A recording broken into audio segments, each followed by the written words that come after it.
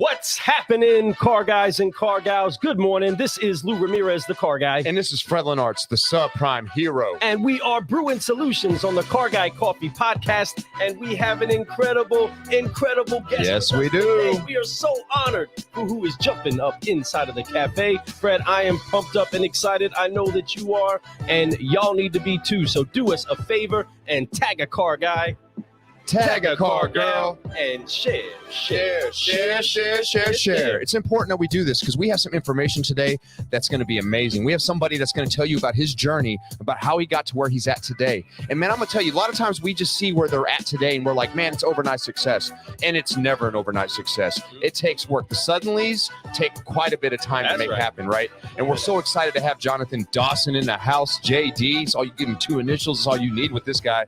That's how important he is. This guy is something that's doing, he's somebody, I should say, not something. He's somebody who's doing something in this business right now that's getting me excited. He's out there helping people become better at what they do. He's teaching them new tactics and techniques. I got to see him speak a couple times over at the NIADA, and man, he blew my mind with what he was talking about. Really, it's the little things that make a difference, and Jonathan's really figured out how to make the little things work for you. So folks, get ready for a great morning, get ready for some great information, and get ready to have a great time because I know I'm ready to go. I know I'm ready. So let's go ahead and get this cooking. Car guys and car gals, we are not going to delay the intro. You heard a couple of messages from our sponsors, but there are more that are trying to bring you the great news that this show is bringing you. But folks, I cannot stop this excitement that's inside of me. This five-liner is about to be underway, and your mind is about to be blown. You are about to be encouraged, and there's about to be so much poured inside of your cup that you're just going to have to sip on up. So let's get this rocking.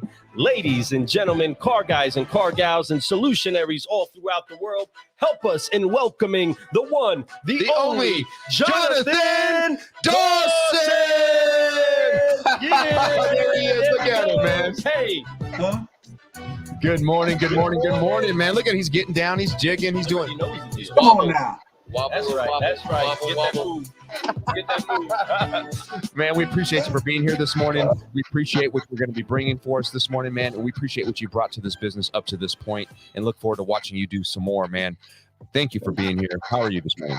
You know, I'm fantastic. I am in Albany, New York. I had a full day yesterday training with an entire sales team between two stores. You know, it's the 27th of the month yesterday, Monday, the last Monday of the month, and I am at two different dealerships. We closed at 8. I left there, I think, I want to say almost 9. And you know, it's awesome. It's awesome. But I had originally, when I had booked this trip, I had originally booked a morning flight that would land me back in Atlanta at 8:30. But because I told y'all that I would be here for you, I pushed my flight back, so I'm leaving a little bit later. So I am missing my breakfast with Bubbles, my little baby girl. I'm missing that for y'all. So let's get this thing going and let's make sure we make a difference and add massive value, because if I'm going to miss my breakfast with my baby, I want to make a difference in someone's life. Come on. And so you're already doing it, man. You're doing it in my life, so you've already done that. So thank you so much. That's one step. So let's keep this thing moving, and I'm excited to change some lives and to impact some people today. And that's what it's all about. And that's what Jonathan Dawson does every single day when he wakes up. He's looking for a way to impact. And I appreciate that about you. And that's why we had to have you on the show. We've been doing this Women in Automotive series, but when Jonathan Dawson gave me an opportunity to put him on the show, I'm going to put you on the show. So it's just as much as you moved around your schedule, we did too for you, brother, because you mean that much to us. And thank you. You honor us by doing that. And it means so much to us. So we're not going to waste your time. We're just going to get straight to it, man. That's right. Let's get this Forgive, Focus, Fly, because in order to be part of the certified solutionary crew, you got to learn a secret handshake, right, Lou? Why don't you explain that secret handshake to him real quick? So we have been forgiven much, so we forgive. And inside of that action, we get the opportunity with our freed up hands where we're no longer holding on to the weight of unforgiveness. Right. We then get the chance to focus. And once we're focused on where it is that we're going, our goals, our future, we get to reach and stretch out in faith and begin to fly. And once we're up there, we keep growing and keep growing. So on 3, car guys and car gals and all you incredible solutionaries out there, we have the one, the only Jonathan Dawson. Forgive, focusing, and flying with us. He's about to be part of the family. So let's do it. Put the hands on the shoulders one time. And on 3, 1, 2, 3. Forgive, focus, fly, and keep growing. Keep growing. Yeah, that's right. Now we're doing it. Now we're Yes, sir. You know the deal. Jonathan Dawson, thank you for honoring us with that. Here we I go. love this, man. Life Yes. is so good. Life is Yeah. great. God is great. And we are so thankful to have Jonathan here today. We're going to get straight to the questions. Your first question I'm going to hit you with is, what is your drive? What is your purpose? What makes you wake up every day and try to make an impact in people's lives? Well, actually, interestingly enough, I get asked a version of this quite often. A salesperson or manager will say sometimes, John, what drives you or where's your motivation come from? And I give them the same three answers. Give you the same three answers because until I get a better answer, these are my answers. My first motivator is I'm going to die. I'm going to die. I'm fully aware that I'm going to die. I am aware that it'll likely happen before I plan on it happening. I'm aware it'll likely happen before I want it to. And it'll even possibly happen without me knowing it's going to happen. So I'm fully aware of that. And with that comes a revelation or a knowledge to me because I'm convinced in the gospel. I'm convinced that part of that comes with a great deal of hope, but part of it also comes with a great deal of accountability. One day I'll stand before my Creator and I'll give an account for my life. I'll have to answer for what I did with the things that I was given and what I did with the time that I was given. And when I stand before my God and have to give an answer, I want to be able to give an answer that's pleasing. And I want my God to say, good and faithful servant, enter into my rest. So I don't work I don't do what I do to earn God's grace or favor. It's not out of any sense of I'm buying a ticket through it, but it's out of response to it. It's that I have an obligation and a responsibility because I've been given much, and whom's been given much, just like who's been forgiven much. Who's been given much is responsible to give much. And so part of my answer is simple. The clock is ticking. It's going backwards. And soon and very soon and way too soon, I'll be gone. And I'd like to think that that when I have to give an account for it, I'd like to think that I'll be able to say I honestly was living on mission. So I'm on a mission to save the world one salesperson at a time until God gives me a different one. And so that's why I do what I do. That's why I'm in Albany on the 27th of a month, working with the sales team, trying to fulfill that. That's the first answer. The second answer is I have a wife and I have a daughter, and I have an obligation to them to provide the best possible return on time when I'm not with them. Because as much as I enjoy this time with you or with a sales team or wherever I'm at, whatever I'm doing, as much as I enjoy the person I'm sitting across from me, they're not my wife and they're not my daughter, who right now outrank everyone else in the universe as far as people I love and care about. So I tell people all the time, my wife, she outranks you, my daughter, she outranks you, and I want to live that way, which means I have to be purposeful, because while I'm not with them, I have to provide a good return on that time. And while I'm with them, I have to have a clear conscience that while I was not with them, it was worth it, right? So I tell salespeople this all the time. They live as a house divided, and a house divided will not stand. When they're at work, they're not fully present at work. They're not truly committed to what they do. They dabble in what they do, and they're not fully functional at what they're doing. They're not good stewards of their time. And because they're not, they don't reap the harvest and the reward they could get, that they often would get if they do what they're supposed to do. So they don't do that. So when they go home, here's the house divided. When they go home, they're constantly aware of what they should have been doing at work and what they missed opportunity. And I need to be at work because I need to hit that unit. I need to get to that number. So when they're at home, they think about work. When they're at work, they feel like they should be at home. While at work, unproductive, they think about the time they're missing at home. They're not at the baseball game. They're not at the breakfast table, whatever it is that they're not able to do. And average people live house divided. I don't want to live that life.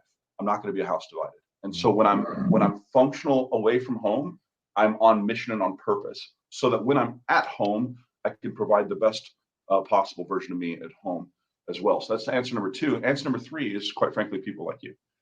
People out there who have put their trust and faith in me, who've given me time, who've given me attention, who've given me opportunity, who've given me trust.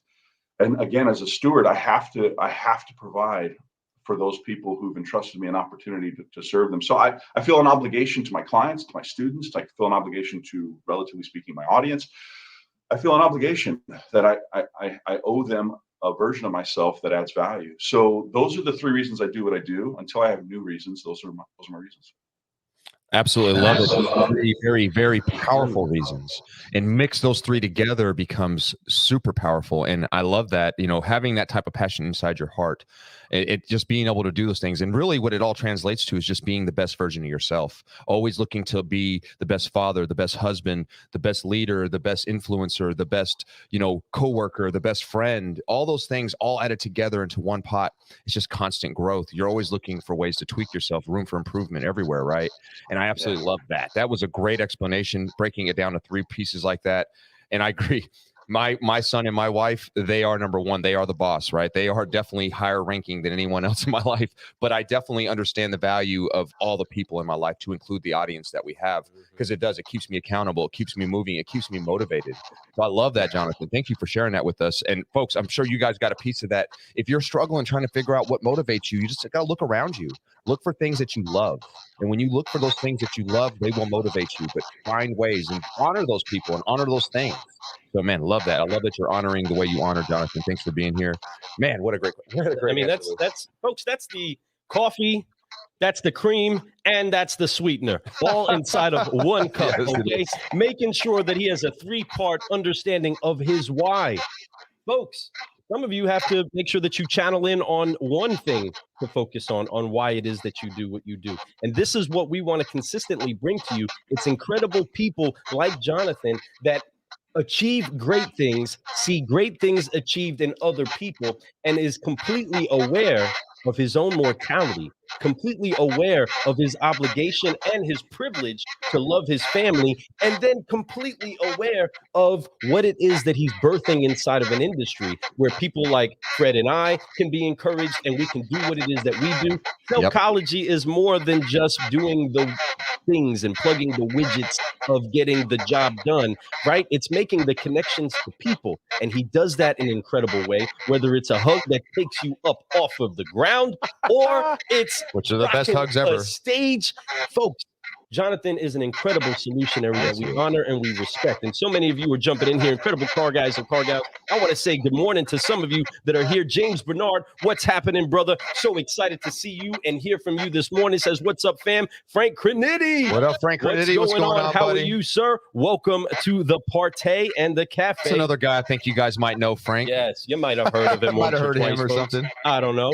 Sean Wright, what's up, going Sean? on, brother? How are you? What's happening, Facebook user? Love you, whoever it is that you are. Jason Grimes, what's up, brother? Love you, appreciate you. Damn. And what's happening, Tony? How are you? Tony, what's going on, man? everyone? Appreciate you for being here this morning. Larry, What's going on? what's going on, Larry? What's up, Larry? How are you? And Facebook user again, hey, how are you? Time is a privilege. 100% And it is. time is a big piece of the seed, time, and harvest. Amen. And that's the part where we get lost. That's the part where we get kind of stuck in not being able to go to the next level because of time, right? The children of Israel circled around the wilderness for so much time until they could be prepared. Even if it was just a small seed or just a small remnant that was able to go into glory, that's the same thing here inside of the industry. There's only so many of us that are going to go to that next level. Right. There's only so many of us that are going to be able to go into the promised land of where the car business is even going now. But we have to release Egypt. We have to release that mindset. And I love what it is that John constantly does is that he makes sure that you engage with your mind, your heart, and then bring action to it all. And John, I want to ask you something that I don't know if anybody's ever asked before. Maybe they have. Surely they have at some point or another. But brother, what has brought you to this incredible industry? What has brought you to the car business? Oh, man. Well, ultimately, the short answer is God ordained it. That's the short answer. Looking back, I think a lot of people at some point in their life will come to a point where they'll look at their life and realize that God was in the back orchestrating some things. Obviously, you look at the sovereign hand of God on things, and in the moment maybe don't recognize it. But for me, it was actually fairly clear in that the way that I was brought to the car business was kind of weird. Let me kind of give you the story. So I'm 22 years old. I moved to Kansas. My wife has her master's program that she's about to complete. It's a 2-year program. We had gotten married. We moved to Kansas for her master's program. We have a U-Haul truck in the driveway. I wake up, kiss my newlywed bride, and say, hey, I'm going to go open up a checking account and check out the town and see what I want to do. Now, prior to that moment, I had successfully been in door-to-door sales. I was a door-to-door sales trainer for a door-to-door sales company. We had like 60-something reps across several states. I was the original salesman for that door-to-door company. I was the first salesman in the company. I eventually became the top salesperson, and then as we grew, retained the title of top salesperson, and eventually then was given the role of sales trainer while still being the top salesperson, teaching them what I was doing. So that was all from the age of basically 17 to 22 that I was doing that. So for 5 years, I did door-to-door sales off and on with that job. Then I was also a real estate investor prior to moving as well. So I had just come out of door-to-door sales, come out of doing real estate, and moved to Kansas. When I got there into this little town, Emporia, Kansas, I went to open up a bank account, and while at the checking counter, while filling out documentation for a checking account, I hear what now I clearly recognize in my spirit was God, but in the moment, a random thought that made no sense to me. I hear, "Go sell cars." And when I say I hear, what I mean is like you have like this random thought in your head or heart, and you just kind of go, "That's random. Like, where's this coming from?" Like, it's not like this audible booming over the microphone. It was just like, "Go sell cars." Like inside of me, like this thought that's not from me, "Go sell cars." And I remember thinking in the moment when that happened, I remember having this thought, like, what a bizarre thought to have. Like, I have no desire to sell cars of any kind. Like, I don't want to be a car salesman, and that's random. And then as I'm filling the documentation again, a second time, I hear it again, "Go sell cars." And I'm thinking, wow. And actually, like, I'm just filling out documents, but I'm having an internal dialogue in my head. I'm like, wow, why would I want to go sell cars? Like, I know nothing about cars. Like, I don't know the difference between a 4-cylinder and a V6, except one has 4, one has 6, and one has a V on something. Like, I don't know what that means. I know nothing about cars. And the only experiences I've had at dealerships were negative. Like the last time, actually one of the vehicles I'm driving at that point in my life, probably actually the one in the parking lot, was bought because when I shopped for a car, I had such a terrible experience. I actually went across the street, bought a car from across the street, drove my new car back to the other dealership, drove through the parking lot screaming at the top of my lungs, "These people are con artists and rip-off artists. Don't go here, go across the street." Like, that's a true story. Like, I was so bad. I hated the car buying experience. I had no desire. Then third time, go sell cars. And I remember thinking to myself, like, why? That's random. And then, of course, at some point you kind of go, "What are you saying? Are you saying this? Is this coming from you? Because this isn't me."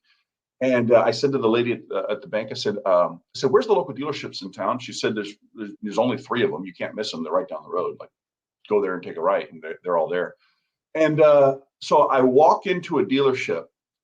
It's a Chrysler, Dodge, Plymouth, Jeep, Toyota dealership. And this is August 2020.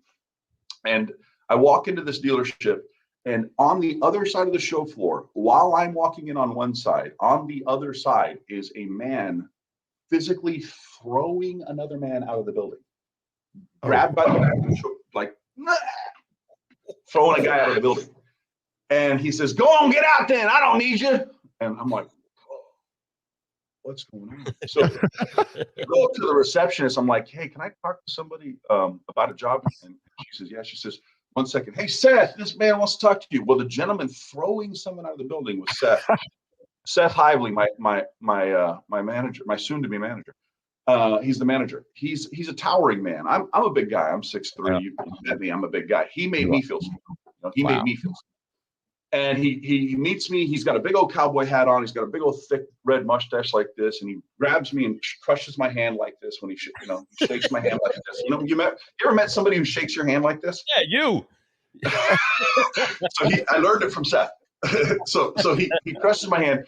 He says, "My name's Seth Hively, son. What can I do you for?" And I said, and this is where it's funny, where God shows up sometimes. I remember this like it was like literally 5 seconds ago. I remember this. I said, "Hi there, sir. My name is Jonathan Dawson. Today I will have a job selling cars. It'll be for you or your competition, and you don't want me working for your competition. I wanted to interview you and see if I want to work here." You have to understand, I had no preparation of saying that in that moment. I had no preparation that I would say that. When I said that, I felt like I was having an out-of-body experience, looking down at myself going, "Who is saying that? What is going on?"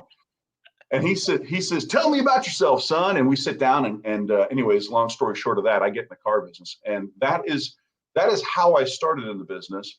And many people who do know my story, if you followed me and you've heard this story, I apologize, but it's just the story, is, I sold 10 cars the first 12 days, half the month. I started in the middle of the month, sold 10 cars, 12 days. I thought I was the stuff. Like I thought, well, this is easy, this cakewalk, right? And that market in that town, right, that already put me in the top half of the sales floor. Then next month, sales meeting starts, and everybody goes around the room. What's your goal? And of course, I can do basic math. If I did 10 in 12 days, I got a whole month. 20 cars. That's not hard. So I set a goal of 20. I didn't sell 20. I sold 12. Then next month, I adjust my goal to 15, and I sell 3, and I get fired. And the owner calls me in the office and basically says, hey, you're sucking up my air conditioning. You're wasting space in my building. I don't need guys like you. Pack up and get out of my store. And I get blown out. And what's really funny about that is I actually had a check. This is one of my biggest regrets of the car business. One of my biggest regrets of my entire time in the auto industry is I had a check that was given to me for 0.00 from that dealer for that month that I sold 3 cars. They took out taxes, insurance, some other charges for being new, and they gave me a check for 0. And it had a sticky note attached that was signed that said, you owe us whatever it was, like something like whatever it was, $342.46 or something. But it was you owe us some money. And it was signed by Michelle, the office manager. It said, and here's what it said. It said, unless you're fired. You owe us this money unless you're fired. So I'm opening up my check after selling 3 cars that month. I open up the check. I'm looking at it. I'm looking at a check for 0 with a sticky note that says, you owe us money unless you're fired. Only to then get paged over the intercom, John Dawson at Craig's office, John Dawson at Craig's office. I get called into Craig's office, the owner, and literally standing in the doorway, he fires me and says, pack up your stuff and get out of my store. And now here I am, a 22-year-old newlywed kid who is really honestly thinking, how do I go home and explain to my newlywed bride that I just spent 60 hours a week away from her? Yeah. And not only did I not produce a result, I failed in that I owe the store money or I got fired. And I have to now go home and look her in the eyes and tell her, I'm unemployed, I have no money, and I'm a failure. And I'm standing in the doorway and I'm panicking and I'm thinking, not me, not today. And so I put on my selling shoes out of pure desperation in the doorway and I said, hey, give me a second chance. Like, let me prove, I can prove you wrong. I can do this. I've never failed at anything. Like, I don't fail at things. I don't know what happened, but it won't happen again. And he says, basically, you have to the end of the day, prove me wrong, get out of my office. So I walked out behind the dealership, and this is where I had my come to Jesus moment. Anyone watching this, most of you can recognize a moment in your life where you came to the end of yourself. You came to a place of desperation, a place of brokenness, a place of why me, why now, why this? And for me, in that season of my life, in that time, to be in that place, I was like, what am I doing here? Because I truly felt like looking back, I felt like God had brought me there, and I had success in the very beginning, and now I have a 3-car month. I have no money, and I have, I'm a total failure. I look like an idiot. And I'm out in the back of the dealership. I'm actually having the fist towards heaven altercation with Jesus. I'm screaming at the sky. What am I doing here? This place sucks. There's no traffic. There's no training. And again, I hear, and this time it pierced me. This time I knew who was speaking. And this time I heard a very simple, powerful voice say this: it's all your fault. And I looked up and I remember feeling like, how could you possibly say that? Are you even remotely paying attention to what's going on down here? How is this my fault that there's no traffic? How is it my fault there's no training? How is it my fault that my manager is a bully and my other manager is a liar? How is this my fault? And again, I hear it. It's all your fault. And again, the second time it hit me and I said, no, it's not. It's not my fault that customers are liars. It's not my fault that my coworkers are manipulative. It's not my fault that no one's taught me what to do. It's not my fault that I'm here with no opportunities because everyone who's been here has been here for freaking 10 years and every customer's here to see one of those guys and there's no traffic. And how is this my fault? And again, the third time, it's all your fault. And that's the moment. That's when it broke. something inside my spirit broke, something inside my heart. And that's what I realized. Like, it really was. It was my fault that I wasn't working unto God. I was working unto men. I was not a steward of my time. I showed up to see what would happen. I came without a plan. I came unprepared. I wasn't working in a way that honored anyone. I was just an employee passing time. My wife had a 2-year program. In my mind, honestly, I didn't have any desire to be in the car business. I didn't like my job. I didn't like what I was doing. To give you context, guys, I would pull up to my dealership and we had to clock in every morning, and whoever was clocked in late, they checked it. Whoever clocked in late had to buy breakfast for everyone. That was our rule. So if you clock in at 8:01, you owe everyone breakfast. So I had my clock set perfectly attuned to the clock for the clock in and my vehicle. And I would pull up to the dealership and I would literally sit in my vehicle till the very last moment that I had to get out to go clock in, because I didn't want to spend one more minute at the dealership than I had to. That's how much I despised where I worked. I didn't enjoy it. I didn't like it. It was a job I was putting myself through. And in that moment, when I heard that in my heart and I said, it's all your fault. And that's when I made a decision that changed my entire life.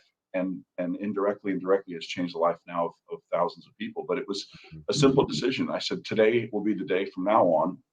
God, teach me how to do this in a way that honors you. Teach me how to do this in a way that honors my employer. Teach me how to do this in a way that honors my customer. And if you'll show me how to do this in a way that honors my God, my employer, my customers, if you show me a way, I will do it. And I'll become the number one salesperson in this dealership, number one salesperson in this town. And I will change the way people buy cars if you will teach me, God. And that was the desperate cry of a 22-year-old kid who had no money, sitting in the back of a dealership, screaming at the clouds and asking God to save him. And that's when it turned around. And from that point forward, I came on mission. I started living on mission. I had a purpose. And that's the only reason probably you and I are talking on a StreamYard at 8:30 in the morning. That's the only reason, is because of that moment and the decisions I made after that. Man, and it's powerful decisions that we make. I'm glad that you sat there and you spoke with God that morning. Yes. And that you got to look up and you found that and you heard that, because you're right. It is all our fault. We have the decision every single day when we wake up how we can handle it. Doesn't matter how great your management, how bad your management, how bad your inventory is, how bad the customer base is. It's all about what you put into it. I love that, Jonathan. What a testimony, folks. Did you hear that? Did you feel that? Yeah, we have the number one sales trainer in the world talking about he was getting fired from selling cars because he sold only 3 cars, guys and gals. Listen to that. That's okay. Here's the deal. We all have moments of what we would call failures, but that's not a failure if you learn from it, if you grow from it, if you speak to God and you ask for his advice. He will speak to you and he will give you the right path. The inner dialogue that we have inside of ourselves is our talking with God. And I've kind of learned that myself too. And it's funny that you're talking about, I feel like all this is meant to be this whole conversation, because I've been preaching that whole inner voice thing a lot lately. And it's a big deal. Listen to that sometimes. You really have to. We push that to the side. Don't do that. But we do it anyway. Or do that and we don't do it. It's one of those things that we have to really listen to it. It is God speaking to you. He's telling you it is time for you to fly. And Jonathan, I'm so thankful that you had that conversation. I'm so thankful that you were at that bank, that you were there trying to open up an account and you kept hearing, go sell cars. I love that. And I think that's great, because we are so thankful that you're in this business doing that, or we wouldn't be having this conversation this morning. And if we were, it wouldn't be about this. It'd be about something completely different. And I'm so excited that we got to hear this story. Folks, please get inspired by this type of stuff, because that's what inspires me, to hear things like that. And I know that when I hear that, I know I'm on the right path, that I'm taking the right steps. Because look at that. He's talking about he was 22 years old. Had no idea what he's doing. He was newlywed. He was trying to do the right things, and it just wasn't working. And it was because, like he said, he wasn't doing it through his faith in God. He was just doing it to try to just better himself only, right? And I love that. And that's great, man. What a great story. That leads right into my next question. Unless you have something. But I just want to touch that for those of you that are listening, those of you that are watching, for those of you that are digesting this. Yes. It is so important that you understand the responsibility it is that you have. So many times we do find ourselves with our fist up to heaven, so mad at what God has done inside of our life, when I want to encourage each and every one of you, because he loves you, because he loves you, because he loves you. He wants good things for you, better than you can ask or imagine, better than you can think or dream. He wants those things for you. Amen. Understand He's given you this earth. This dominion of this earth is ours. No different than if I give my child a bicycle, a bedroom, a car. It's their responsibility to take care of it. It's their responsibility to put gas in it. It's their responsibility to care for it. If we want to blame the whatever's happening in this earth, right, as far as global warming, any of these other things, this is our earth. We're responsible for it. The climate that's inside of your dealership, inside of your business, inside of your cubicle, inside of your finances is your responsibility. It's been given to you. And it is your responsibility to take ownership of it and understand that you have the same power that heaven has to activate things inside of this earth. We can broker the power from heaven here on earth if we actually take ownership of it and understand Daddy gave us this opportunity. Daddy gave us this chance. And sometimes Daddy's going to put a finger back in our face to say, you're the one messing this up.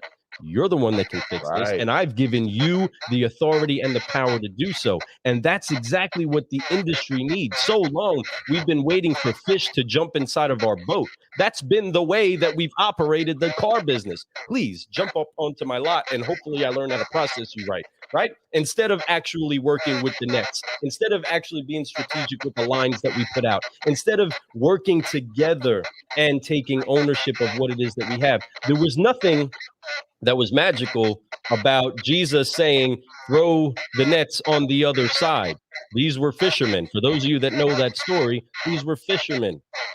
They understood how to throw a net on the left side, the right side, the front side, the back side. They understood it, but it was totally different when Jesus said to do it. It changed it all up when he said, now do it this way and watch what it is that happens. And so often we can brush that off.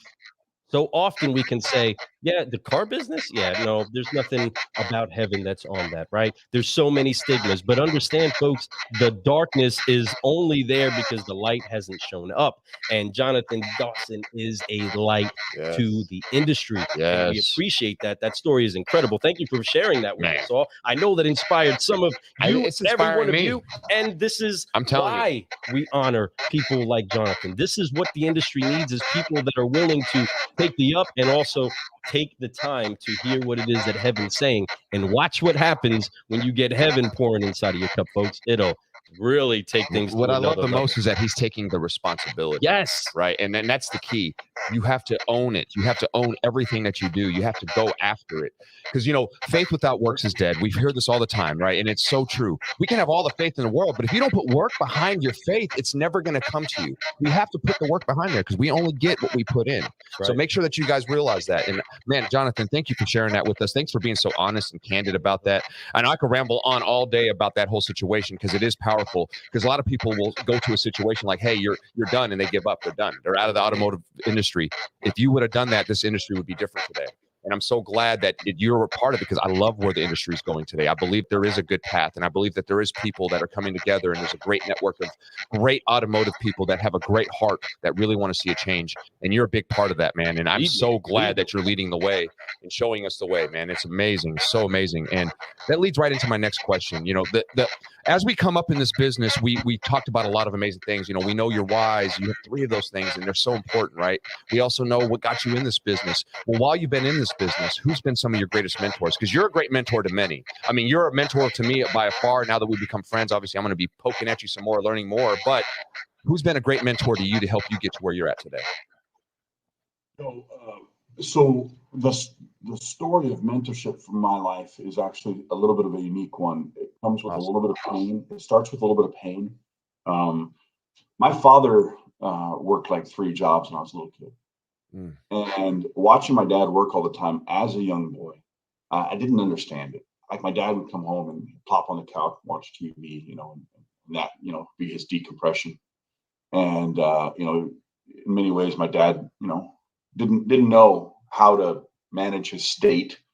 So, emotionally he'd be tired and, he'd snap. He had more of a temperament of a volcano, he'd brew and then blow.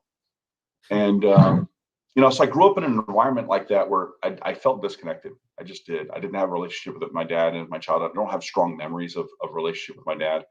And so as a young man, I sought out mentors from an early childhood, teenage boy, young boy, sought out mentors. So from the age of 13, I looked to other men to teach me things about life, and I learned the importance of seeking wise counsel from a mentor. So I actually, one day I made a list of my mentors, and it was like, I don't remember exactly, like 40 something people long or something. It was just a really, really, really long list of people who for a season and for a reason were placed in my life to speak to me. So when I get in the car business, one of my early mentors in the car business was when I was selling cars, a gentleman by the name of Dan Hong, who just retired after 32 years in the car business. He literally just retired like a couple months ago. And he was a salesperson at the same store that I sold at. Interesting little side story about that. So after selling cars and failing and getting fired, and then giving a second chance, and then staying at the dealership, I anyway ended up selling cars and became a top salesperson.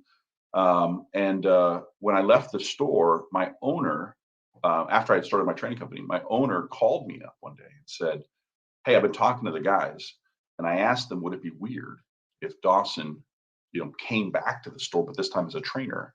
Would it be weird if like he was our trainer and taught us what he did while he was here and what he's learned since?" And one of my great honors in life was actually to be able to sit, or in this case, to stand at the front of a room in front of salespeople and the owner and the managers that I sold alongside, and to now be the trainer of them on what I did while I sold alongside them. But Dan was one of my first mentors. He was a gentleman of great integrity, great consistency, again, a commitment. I mean, 32 years in the business, meaning a committed man. He was back then, he's a little Asian dude, a little Vietnamese guy. But he just had about him a way of doing things right. And I remember the wisdom he gave me actually when I was really frustrated in the beginning of my career. He said, "Kid, I tell you something. Grass may be greener on the other side of the fence." He said, "Water bill higher too."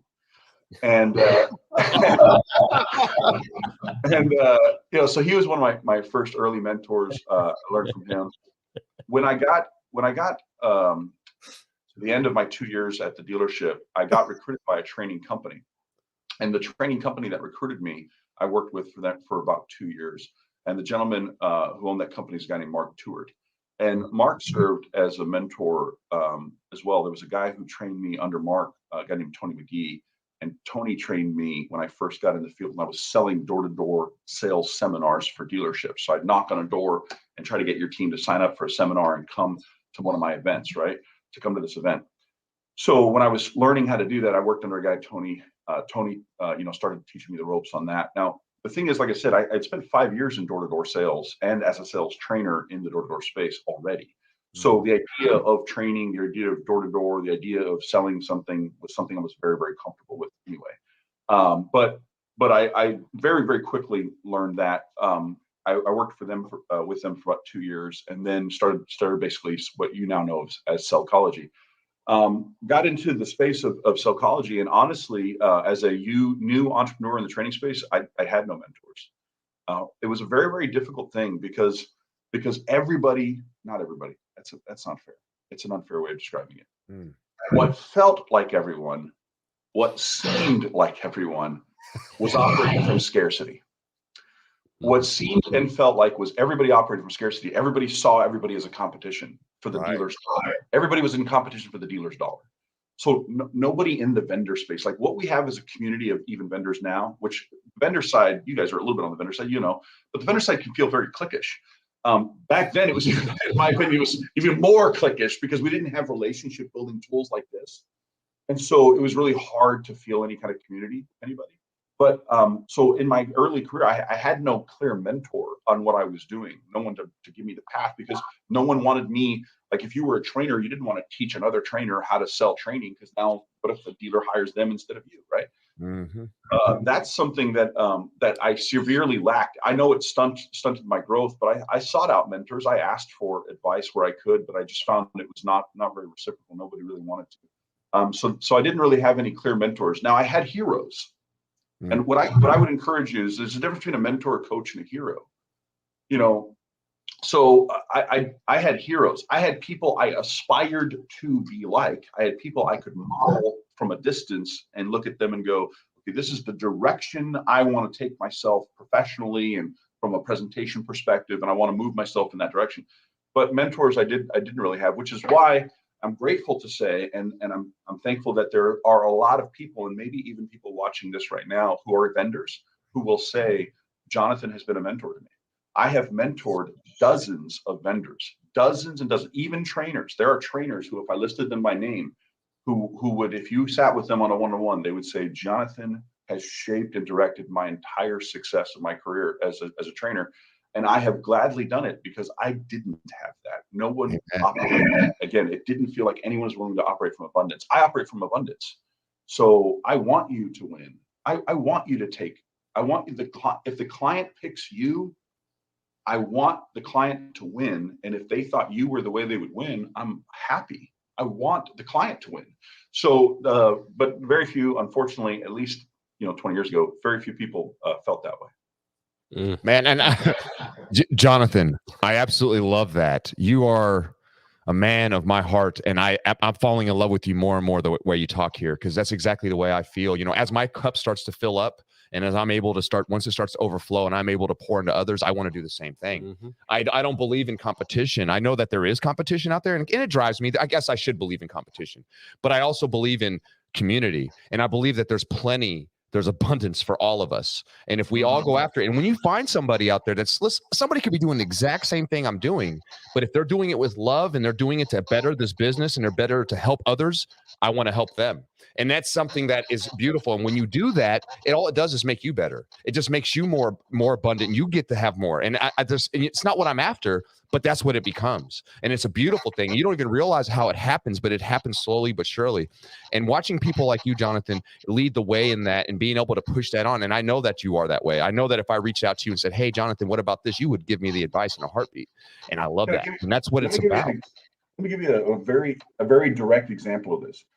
A friend of mine in Minnesota, who's now a area VP for a large auto group. He, when I met him, he was an internet salesperson when I met him 15 years ago or more. Now he's an area VP over an auto group for a large auto group. Anyways, he called me the day randomly, and he and I talk. It's not bizarre that he calls, but it's not common. But he called me up, and I'm like, hey, what's happening, buddy? He says, hey man, I'm sitting here with this trainer guy. And he's usually working with OEMs, but he wants to get on the retail side and work directly with dealers. And he's building an online platform. And he was asking me a bunch of questions about how to build his online platform and how to build his business and how to go after dealers instead of just the OEM. And anyway, he's like, and he was telling me, and I'm like, dude, I know the perfect guy you should be asking these questions to. So I'm sitting here with this guy here, and he's starting to build his business. And I want you to, could you just answer some questions for him? So tell him, how much did it cost for you to build your online platform? What did you invest? What were your rates? What do you charge dealers? And he's literally asking me to just kind of like open up my books to another trainer to tell that trainer exactly how I built my business to where I am. And what I loved about that conversation was not only that I was able to help this trainer and give him the information to grow his business, but that this GM Matt knew me well enough to know Jonathan is the kind of person who, if you want to compete against him, he will give you a map to do so. Yeah. And I just, that's what I wish more people operated from, was just Dave Anderson. Some of you may know that name. He has been closer to what you might call a mentor to me. Dave, in a very, very difficult season in my life, when I actually was being attacked by people, I had people that were trying to attack me, that were openly boasting that they were going to destroy my company. I had what you would call now haters, is what you would call them. I had haters. And I was going through a season where I had these haters, and I reached out to Dave for counsel. And Dave, being a good Christian brother, seeking wise counsel from him, he said, John, there's not a dealer on the planet that God has ordained you to serve that any man can disrupt that service. Come on. There's not a person you're supposed to minister to that any man can stop you from ministering to. Do not worry about what they do. Worry on whether or not you're honoring God in what you do. And that wisdom in that moment was what I needed to not only forgive the people that were attacking me, but to truly walk out in forgiveness. When scripture talks about loving your enemy, few of us have ever known what it's like to truly have an enemy, a person who seeks to destroy you. I had people boasting privately and publicly that they were seeking to destroy me and my business. And in that season, it was fascinating because resting in God's mercy, grace, and understanding of how to forgive and how to love what you would call an enemy was a wonderful season. And Dave's wisdom in that moment was exactly the word that I needed to set me free and to truly be able to continue to walk in abundance. There's not a single dealer that's supposed to be served by psychology that anyone or any market or any economy is going to block. That's not how the economy I walk in works. Amen. Amen. Amen. I am at church today and I'm feeling it, man. And I absolutely love this. This is what I needed. I'm excited. I'm getting ready to start a new season of my life. I'm leaving the dealership. Saturday's my last day at the dealership. I put my 2 weeks in last Monday, and I'm super excited because then I'm going to be fully on that vendor side, right? And to know that there's people out there like Jonathan Dawson, where if there's a moment where I kind of get lost and I'm like, man, I don't know what path I need to take, I'm going to speak with Jonathan. And I know Jonathan would be that guy. He'll guide me. He'll probably tell me, listen to what God's telling you. I know that he'll tell me that. But I'll be like, that's why I'm calling you, because he told me to call you. So that being said, I absolutely love where you're going. I love what you're about. And I love that you have mentorship and that you found heroes that you could look up to. I do the same thing. Before I got to meet you, you were my hero. I look at you as a hero. I'm like, man, this guy's doing something similar to what I want to do. I love where he's gone. I want to be there one day. I mentioned it to you when I first saw you at NIAD. I said, I just want to be the number 2 sales trainer in the world. And you said, well, you said it's so good. What I loved about what you said was I was number 2 at one point too. So that made me. I remember what it was like to be number 2. That's what it was, right? And I absolutely love that because it's true. We all have our path. We all have our moments, and we get somewhere. Being number 2 is not a bad thing. Being number 3 is not. I want to be number 1, right? But at the same time, it's about what God wants me to do and where He wants me to be. And if I'm doing it to honor Him, and I'm doing it to honor Him in the best way I can with others, and show other people the way, then I'm doing it right. Whether I'm number 1, number 2, number 100 does not matter. I'm doing what I'm blessed to do, what I'm supposed to do through His grace, and I'm excited about that. And I'm excited to meet other people in this business who are on that same type of mentality. When I first got in this business almost 20 years ago, talking about God was kind of like, what are you doing? Right? Why are you? We don't talk about religion or politics at work. We don't do this or that. And then if you were a Christian, which Lou came into the business loud and proud as a Christian, and he was made fun of quite a bit. People were like, okay, Lou, you're fake. They thought it was fake, and it was like, dude, you can sell cars and still be a Christian. There's nothing wrong with that.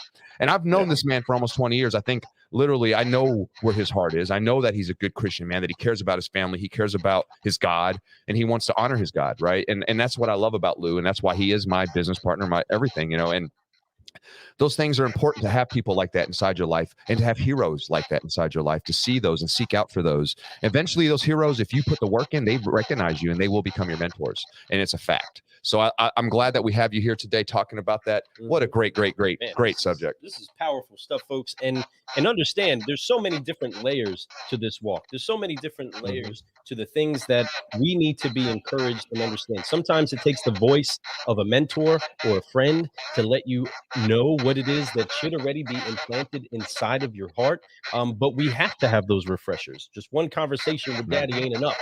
Okay. You need to have more. And here's the thing that I want to encourage so many of you at or with right now. He prepares a feast for you in the presence of your enemies. Okay. The word says that no weapon formed against you will prosper. If he be for you, no man can be against you. Yeah. So let me clear it again. That doesn't mean that no weapon will be formed. That doesn't mean that no weapons are going to be created. Say again? It doesn't mean you won't be surrounded by enemies. Exactly. In the midst of your enemies, he will do this, but it doesn't mean you won't have them. It doesn't mean you won't be surrounded by them. And I tell you what, I live that, because even as I read screenshots of conversations between some of these people conspiring that would be sent to me and say, look what so-and-so is boasting about or saying. And as I was reading these screenshots, initially, of course, weighed by them, but over time realizing, look at my business. Like, I'm literally, every time they get on Twitter and attack me, every time I do a show, I do a podcast, and they would get on the Twitter feed and they would just try to like undermine me on Twitter, and they'd get in the comments and try to undermine what I was doing or make accusations. And it was all manner of things. It was accusations against my character, accusations against my business, accusations against my Christian walk. It didn't matter what it was, they were trying to undermine it.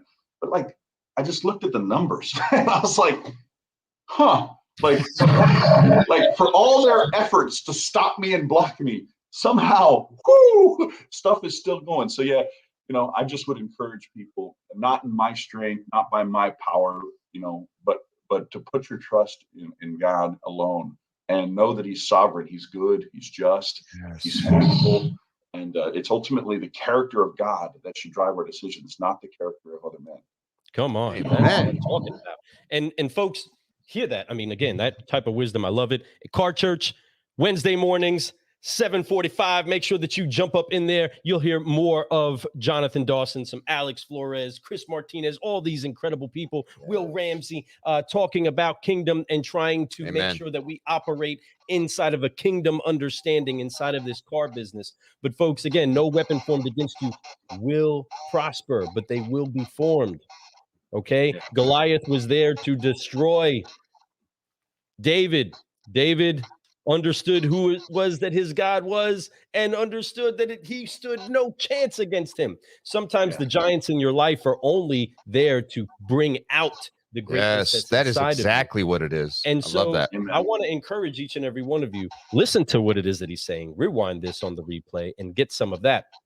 But I want to ask you, Jonathan, so you had a 3-car month, you were fired, you fought your way back in, you've had many, many people speak against you, you watched the business go up in the midst of it all, taking a lot of hits on the chin, taking a lot of slugs in the gut. What has been the hardest lesson that Jonathan Dawson has had to learn inside of this pursuit?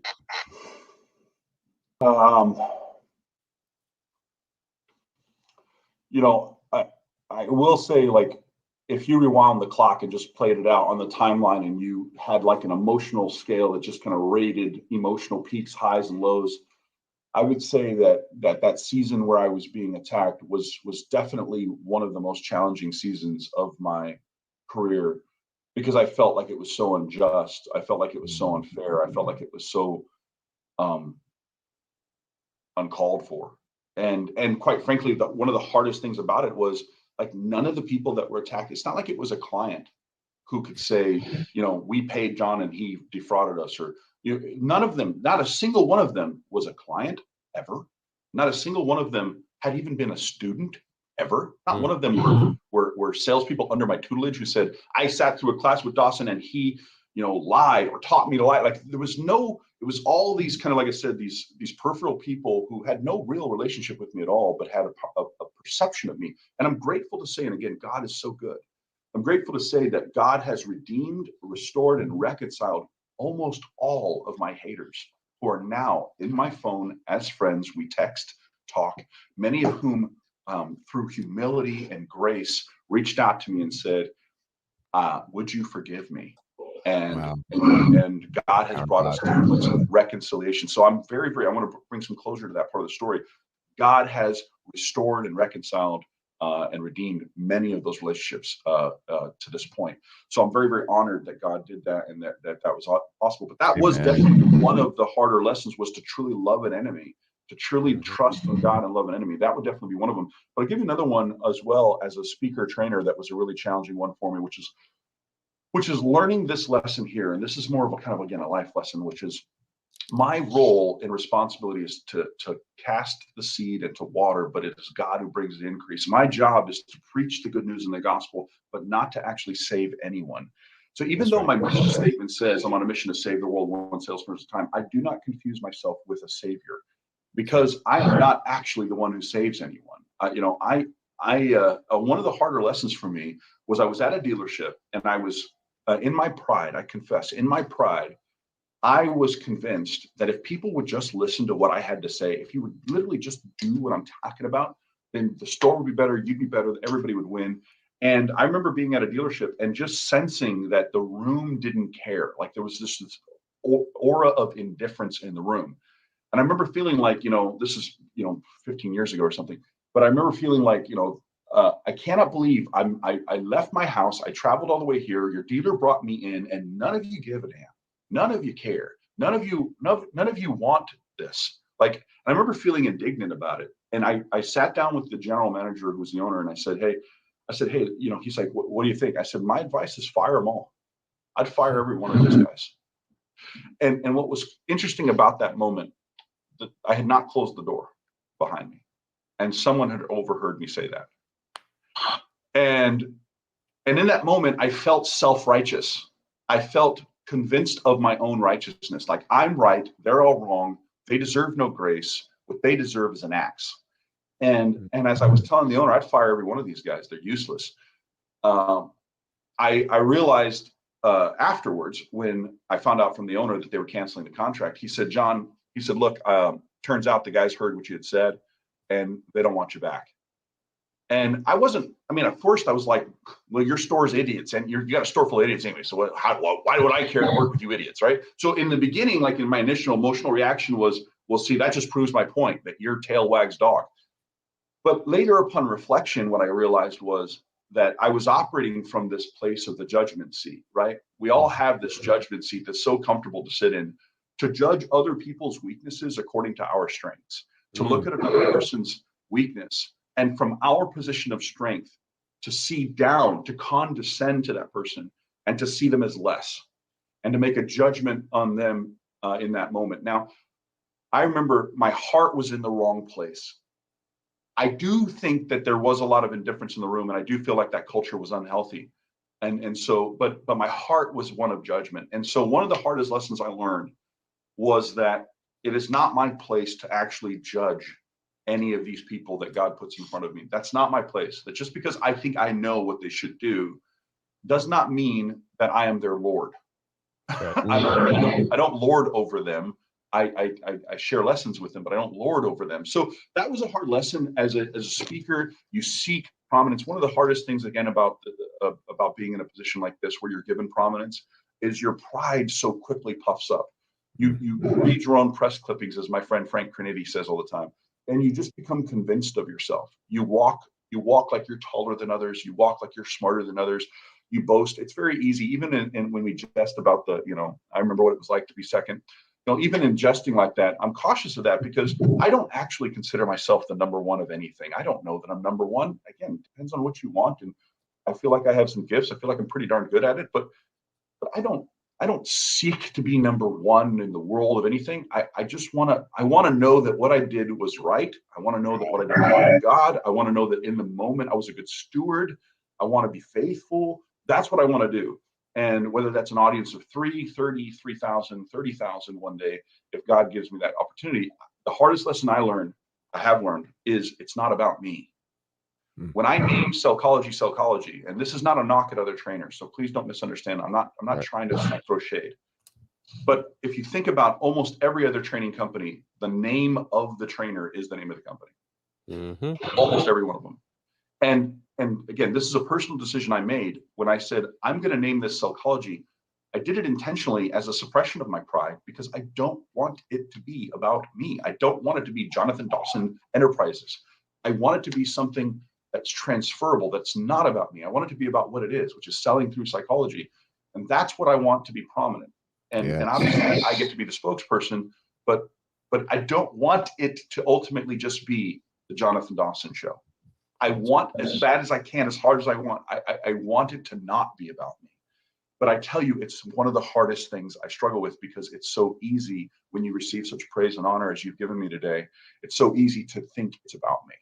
And that's probably the other hard lesson I've learned. Wow. That's very powerful. And, absolutely love it. Not his place to judge, and it's true. It's our place to coach. We could do those things. We could do all these other things. We could honor. We can try to help. We can do all, but you cannot judge people. You never know what their real story is, what kind of lenses they're looking through. We have experiences in life that are so different. Lou and I, completely different people, different lives, the way we grew up. So we look at things differently, even now. Granted, we've come together. We look at business very similar. We do a lot of things very similar. But at the end of the day, if something hits me, it might impact me completely different than it would him, because of a past experience. So you have to understand that you can't judge people based off of your experiences. They all live their own life. They all have had their own path that they've come up to. I love that, Jonathan. That's powerful. Absolutely. There is a key that we want to make sure that we we utilize to open up doors inside of each and every car guy and car gal that's out there. And that's that being humble doesn't necessarily mean that you think low of yourself. It just means that you think of yourself less.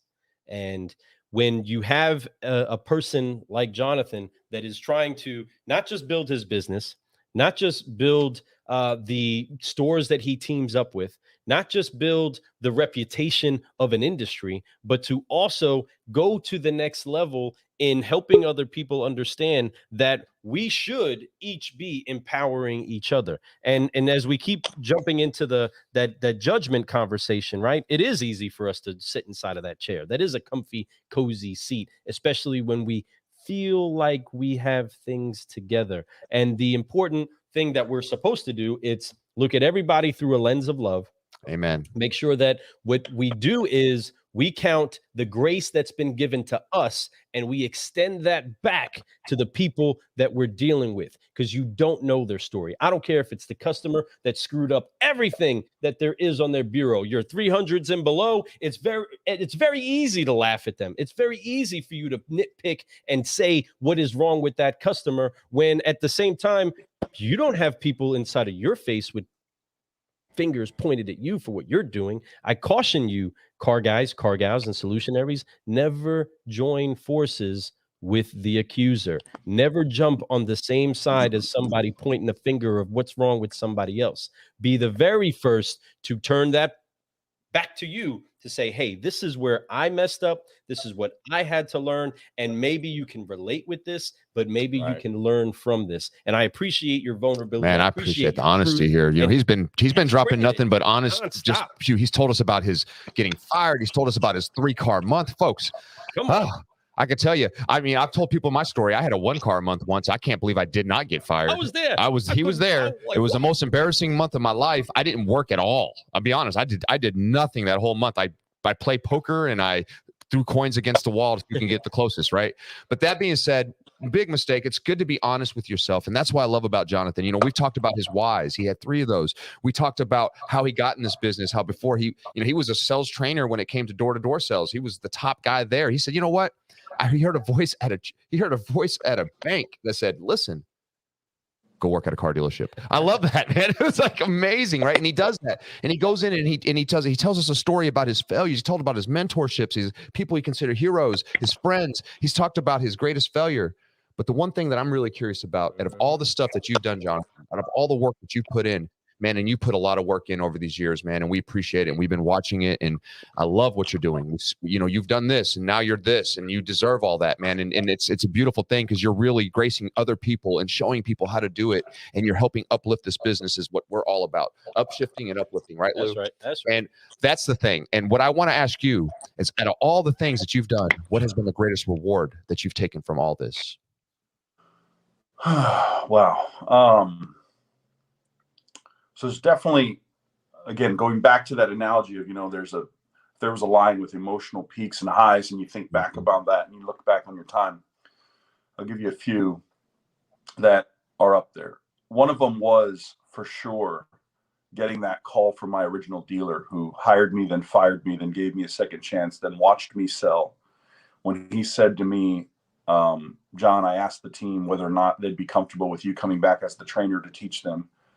And he relayed to me a message. He said, one of the top guys there said, John, one of the biggest regrets I have is watching John do what he did right next to me and never asking him how he did it. Mm-hmm. So, when my owner told me that and invited me back, I mean, you think about, like, these people legitimately watched me sell cars alongside them. They saw me get hired and fired. Then they saw what I did after that.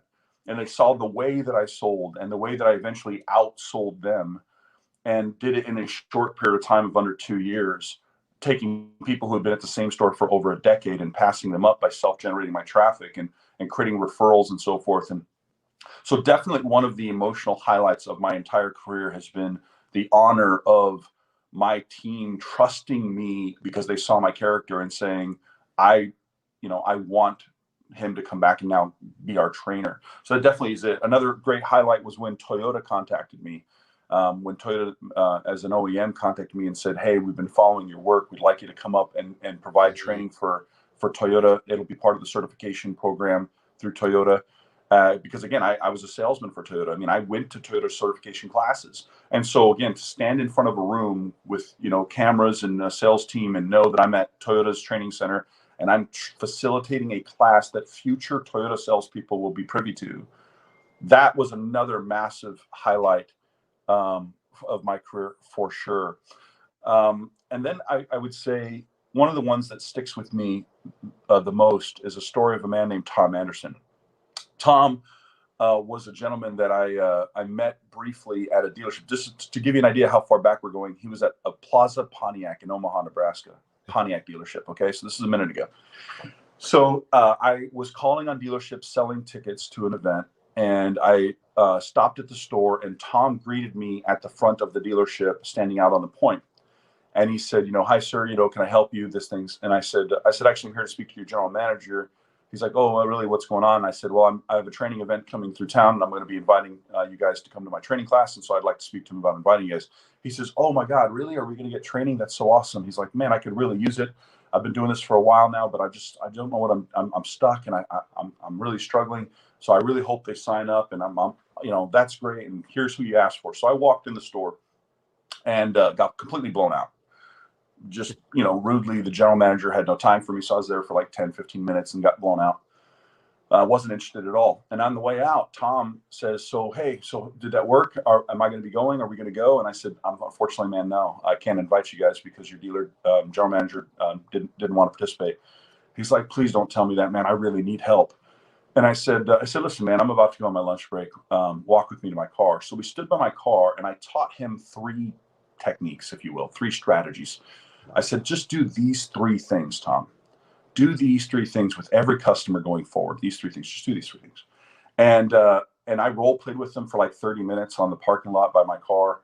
I got in my car. He asked for my card. I gave him my card. I got in the car and drove away. And that was, that was it. Went away. Fast forward, that would have been probably early in the year. So that would have been like maybe springtime when that occurred. It was now like November, maybe December, but it was Christmas time. So it would have been like maybe early December. I get a call from a number. It shows up on caller ID. I don't know it. And I pick up the phone, and he says, "Hi, is this Mr. Dawson?" I said, "Yes." He said, "This is Tom Anderson." And he says, You don't remember me probably." And I said, "No, actually, I do remember you. You were Plaza Pontiac, right?" And we role played by my car. He said, Yeah, that's me. And he said, "I got to tell you something." He said, "That year that I met you, that previous year, I couldn't afford a Christmas tree for my family. I couldn't put up a single Christmas tree in my house." He said, "I want you to know, after I met you, I sold 21 cars the next month, sold 22 the next month, and I've sold over 20 every month since then." Wow. He said, "I want you to know, every room in my house has a Christmas tree because of you. Come on. Every room." Come on. And he said, "I just want you to know that." And that was the moment. That was one of the moments, but that was the moment, really, when I said, that's what I need to do. I need to find one Tom Anderson a year. God, give me one Tom Anderson a year, and I will do this till I die. And so I definitely put that up there. That's got to be one of the moments, one of the things I look back on. Yeah. And there's been, thankfully, thousands since. I mean, really, there has moments like that where people would send a message or call. Had a gentleman, Chris, who reached out to me. I had met him at a dealership, same kind of thing. I met him at a store, just stopped in, again, same thing, called on the store. No one had time for me. This guy said, "Can we talk?" We talked. He called me, I want to say again, it's something like 9 months later. It was a while ago. After that, he called me up one day, and he said, "My wife has left me. My kids are gone. I've lost my car. I've lost my job. I'm being evicted.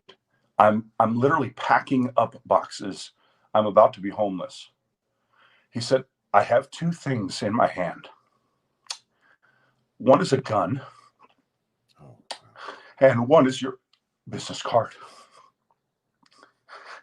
And I decided, oh, man. He said, "I decided to call you. Can we talk?" And I'm so grateful that there's been moments where a dealer said no, but a salesperson said talk. So anyway, We love you, John. Yeah. We love you, brother. those love your are the rewards. That's the reward. Amen. Amen. Amen. Amen. Yeah. Amen. And Hey man, man, thanks for that question. That's a good question. man, we thank you for being so candid and so just open with us. And man, you really goosebumps the whole since you started speaking about it, man. I've had nothing but goosebumps and emotionals. And I think that everybody who's watching feels the same emotions. We all love you. We love your heart. We love the people that you've been able to touch. And we love that the people have been able to reach out to you and give you opportunities to help them. And that's the key. You know, folks, if for all you out there who are struggling and you don't know where to go, reach out. There's so many people that will help. There's people like Jonathan Dawson everywhere. Jonathan Dawson is an amazing soul. He's somebody that if you know him and you get to know him, he's going to know you. He'll remember you. You know, think about that. Is Jonathan a year later, John calls him and he's like, you know, they're talking and Tom Anderson's like, hey, you remember me? And he's like, yeah, we're at Pontiac. We're sitting there talking. We talked, you know, we did some role playing and he remembered that. And but the most important thing is that 30 minutes that you spent with that person. Folks, you don't realize how impactful you can be just by having a conversation with somebody who's in the pits. Right. Just speak with them, share your heart, give them what you can. Money is not what the world's about. That's not what makes the world turn. Love is what makes the world turn. And the more love you put out there, the more you will receive. And it's once again, it's not about what you receive. It's about what you put out there because you will receive. That is the way God works. But understand, you have to love. And John, I love you. And I appreciate what you've done. I love what you're doing and how you're impacting, and you're going to continue to impact as long as God will allow, right? And I know I pray that it's a very fruitful and very bountiful and a very long life of Jonathan Dawson out there with Cellcology doing amazing things. And I know Cellcology isn't where it's ending. There's still so much more from you that's going to come out and we're going to see. And I'm looking forward to learning more and more about that. Jonathan, you put goosebumps on me. I've never had a goosebump during. So it's the first time I've had goosebumps on my show, folks. And Jonathan, I appreciate that. That's my greatest reward of the day so far, sitting here with Jonathan and hearing these stories, getting me blessed. You're making me look forward to my future season, looking forward to what I'm going to be able to do, how I'm going to be able to impact other people, how I'm going to have my Tom Anderson, you know, and that's a beautiful thing. One a year and it'll do everything for you. And it's so true. Jonathan, I love you, man. Thank you for doing this. Thank you for gracing us and blessing us with your time today, because time is valuable. We talked about that. When he asked me today, how long is the show? I said 30 to 45 minutes. Look, we're an hour and 13 minutes in, and I don't want it to end. I love Jonathan so much. I want to be here all day with this guy. All three of us love talking, so we know how we can keep this thing going forever. Here's the thing.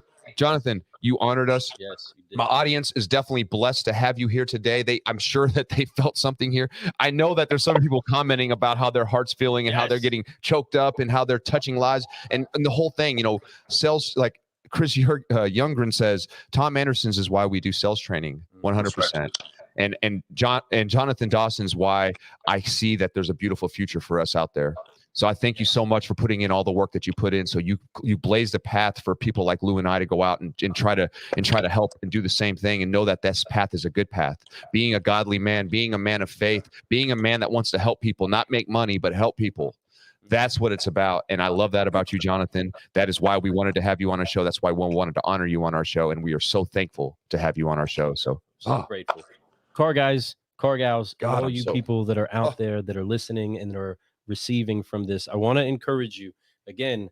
Understand that he gives seed to the sower, and sometimes it's an entire group, and sometimes you'll win the whole dealership if you're on the vendor, and sometimes you just need to win one.